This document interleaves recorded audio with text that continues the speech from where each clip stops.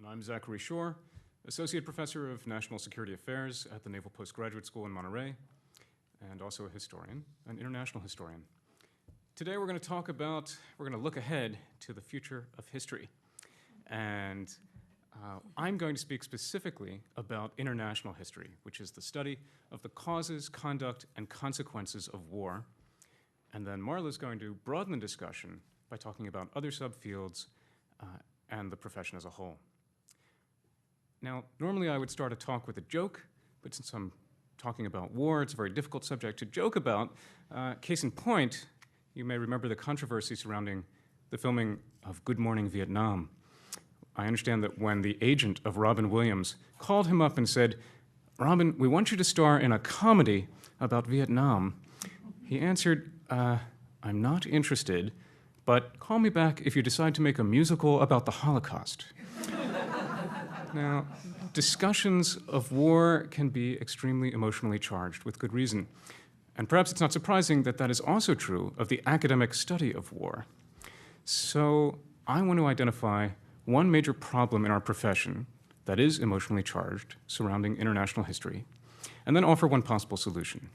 In a nutshell, the problem is that international history has dwindled in significance in the past few decades, when it was once dominant in the field. One solution I'd like to offer is that international historians themselves could do much to revive the field by expanding the kinds of questions they ask, the methods they employ, and the sources they are willing to use. That's the takeaway right up front. So the rest of my time will be spent just elaborating on those two things, the problem and the solution. To go deeper into the problem, I need to give you a super brief history of history, as it has been written and taught. It goes like this. Once upon a time, it was all about battles and kings. Or at least what that meant is that historians looked at really big, important questions. Why did nations go to war? What factors drove them from the micro, the individual machinations of statesmen, to the macro, social, economic forces, and beyond? And that's how it went from Thucydides up through a good part of the 20th century. Predominantly, it was that way. The problem with this kind of history is that it omitted just about everybody else who wasn't involved with a battle or a king. And so in the second half of the 20th century, we saw an explosion in new subfields: social history, labor history, the history of everyday life, Alltagsgeschichte. We had economic history, environmental history, cultural history, and more. Whole groups that had not been written about, women, non-whites, and people with disabilities. We had not simply been written out of history, we had never even been written in. So this was our chance to reverse that, and this has been an extremely positive development for the field, not only for the profession, but also for consumers of history, giving us a deeper appreciation of the rich past. But the problem, of course, is that the pendulum has swung much too far. Military history has all but disappeared from course offerings across the country. International history has fared scarcely any better.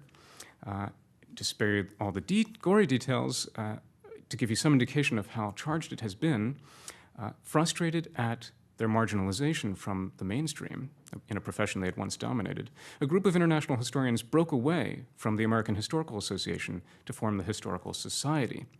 But this did little to reverse the general trend. Now, some people have said, good riddance, international history. You had your parade, now it's our day. I'm going to suggest two reasons why that is unwise and why international history needs to return to a position not of dominance, but of prominence in the field, in the profession. Number one, a populace ignorant of the causes of war is far more easily manipulated into supporting wars. Some wars are necessary, but many are not.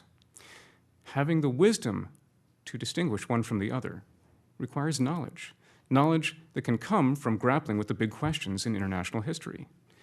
Of the many I could list, just a few that would have been helpful in recent years include when have preventive wars been successful and why? When have sanctions been a better option? What have been the hazards of foreign occupation? What factors tend to lead decision makers into choosing wars? And above all, what are the human costs of war? A populace educated in these kinds of issues would be far more circumspect before lending its support to wars. But a second reason why I think international history should be prominent again is that policymakers need guidance. Now, we do know that statesmen tend to fall back on their knowledge of past conflicts when considering current ones. This was very cleverly shown in a book by the Malaysian scholar Yuan Fung Kang, Analogies at War. Obviously, having greater knowledge is no guarantee that better policies will result, but I would certainly rather have that knowledge available than not. Let me now turn to the solution part. I said that international historians need to expand the ways they approach the field. I've tried to do that in my own work, and I want to give you one example. I tried to consider the roots and history of the conflict, the international conflict, surrounding Europe's Muslims and their integration onto the continent. That in itself is a subject that many international historians would not consider within their purview. And to do this, in part, I needed to draw on oral histories, which is a method that international historians would rarely use. I needed to gather up the stories of Muslims both coming to and growing up in Europe over several generations.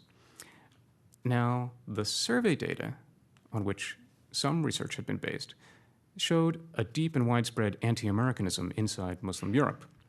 Through my oral histories, I found that that was not the case. What I found instead was much more a story of deep ambivalence, and so it could be characterized better as ambivalent Americanism, or ambi-Americanism for short. And so to understand the roots of this ambi-Americanism and ambi-Europeanism throughout Muslim Europe, I need to look not just at what people say in surveys, but what they actually do, meaning how they vote, how they dress, how they worship, even what they purchase, and how these have changed over time. This was just one way of getting at the roots of this conflict that appeared to be steeped in questions of values and identities. Now, I'll tell you just about one aspect of that research, looking at Islamically oriented, Muslim-owned enterprises that have been springing up across the continent. These are trying to spread Islamic values while also turning a profit, and to do so in sharp contrast to, this is an important phrase, perceived mainstream Western values. To mention just one of them, Razan, the Muslim Barbie doll. Now, Razan was founded by Noor Sadeh, a woman who wanted to give her daughter a doll that was more modestly figured, modestly dressed than Barbie, and without the array of material possessions Barbie has. And she has launched distributorships in Britain, Germany, the US, Malaysia, and beyond. It's been very successful. And to make clear that the doll is a modern Muslim woman, it comes in different forms. There's a teacher Razan, a doctor Razan, a community service Razan, and there's also a praying Razan, dressed in a full-length prayer gown with prayer mat, and one called an in and out Razan. This doll has colorful, stylish clothing for wearing at home, but an additional covering up outfit for stepping out on the town. And what Noor wants to do with this doll is just what all of the other Islamically oriented businesses want to do, and that is to spread Islamic values in contrast to perceived Western mainstream values. Now, the reason I've told you about these and Razan is to make the following point. Writing a history of the Muslim Barbie doll is not what I expected to be doing when I signed up to be a traditional international historian. But I realized that this was actually not only necessary, but essential to understanding the roots of this international conflict, one based largely in values and identities. And so as I look forward to the future of international history, it's my hope that international historians will become more open, more inclusive, to asking different questions of the field, using different methods and sources. And if they can do that, I think that we can become more meaningful, more relevant, not only to the profession and to students, but also possibly even to policymakers. Put another way, if international historians, if we can understand the clash of the Barbies, we might be able to ameliorate a clash of civilizations, and that can only be to the good. Thank you very much.